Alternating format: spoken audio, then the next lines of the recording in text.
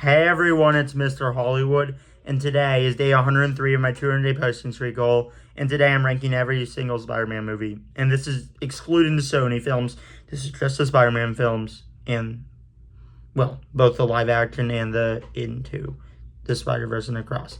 Now, before I give you what is my ranking of the Spider-Man movies, feel free to share your ranking of the Spider-Man movies down below in the comments, and let's begin. Coming in, number 11 is The Amazing Spider-Man. Now, I don't think it was awful, but it was just pretty forgettable. Like, there were some cool sequences, but overall, I mean, it had good romance between Spider-Man and Gwen, but, I mean, Lizard was pretty bland, though the final battle was pretty good. Number 10, Spider-Man 3. Easily the weakest of the Sam Raimi Spider-Man movies, but there is still a lot to like about it. It does have a good final battle. I think it does have good themes about redemption, and I thought Sandman was a good villain. But the thing that really holds it back is it very much so got bloated, and it was definitely doing way too much, and not really a lot of satisfying setup. And also, Topher Grace's Venom was awful. Now, coming in at number 9 is The Amazing Spider-Man 2. This one's a tough one because I think some individual moments are better than most of the Spider-Man movies. Like the final battle, Gwen Stacy's death is a top-tier moment. Unfortunately, there is also the Rhino and Green Goblin. This was awful. So, I actually did consider putting this one spot higher, but I'm still going to put it here at number 9. Number 8 is Spider-Man Homecoming, which, in a lot of ways, Amazing Spider-Man 2, I kind of think is a better Spider-Man movie, but I think Homecoming is a better movie overall. It is a nice coming-of-age high school story. I thought Vulture was a great villain. The twist was great. The final battle was all right, but overall, very good movie. Now, coming in at number 7 is the one that started it all, the original Spider-Man. I still like the original Spider-Man quite a bit. I still think it's great. I love Willem Dafoe as Green Goblin. I love Spider-Man's origin. Danny Elfman's score was great.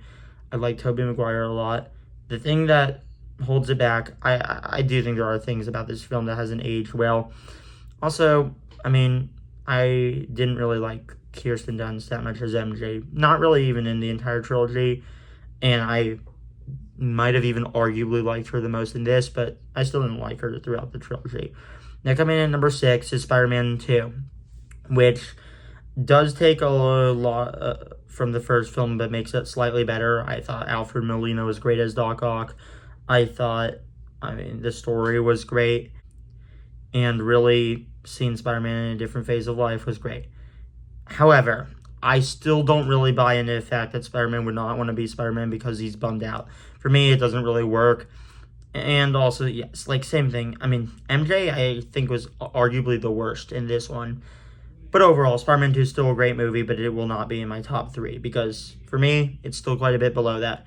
Now, coming in at number 5 is the brand new Spider-Man Brand New Day. I was debating between putting this at 5 or 4. I will put it at 5 for now.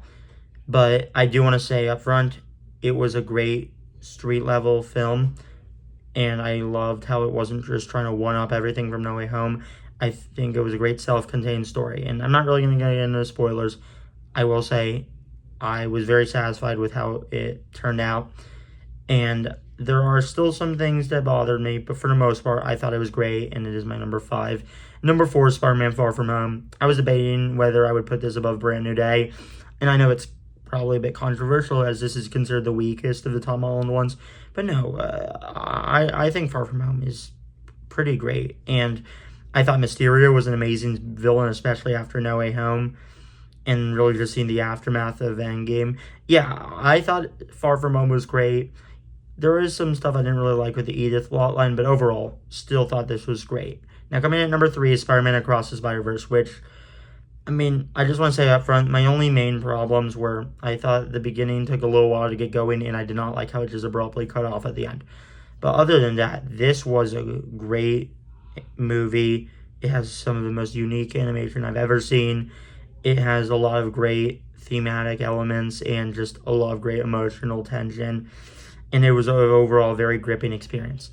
So while I don't like how it just abruptly ended, it is still a great movie overall. Now, coming in at number 2 is Spider-Man Into the Spider-Verse, which did a great job of introducing us into this world and really showing a new origin story with Miles Morales, who was just great. And, Uncle Aaron Breen, the Prowler, was just great. And I mean, really seeing the twist that he's the Prowler was really heartbreaking, but it was great. And I mean, Kingpin was a really good villain, and really seeing Miles' arc. Yeah, it was just a great movie. But coming in at number one is Spider-Man No Way Home. This was just the ultimate Spider-Man experience. In a lot of ways, this is just an ultimate cinematic experience. Just seeing all three Spider-Man, who I think are more than just fan service. I hear that complaint a lot, but I think they were very much so a necessity for Peter's arc, and they were the one that brought him out of the ashes. And just seeing, I mean, Willem Dafoe's Green Goblin return was just great. And overall, Spider-Man's arc, going through loss, sacrificing himself so no one would know who he is, it was pretty profound. And yeah, Spider-Man No Way Home is just an amazing movie, and it is my favorite Spider-Man movie. Now, thanks for watching. Feel free to share your ranking of these movies down below in the comments. And this is day 103 of my 200-day posting streak goal. Now, thanks for watching, and peace out.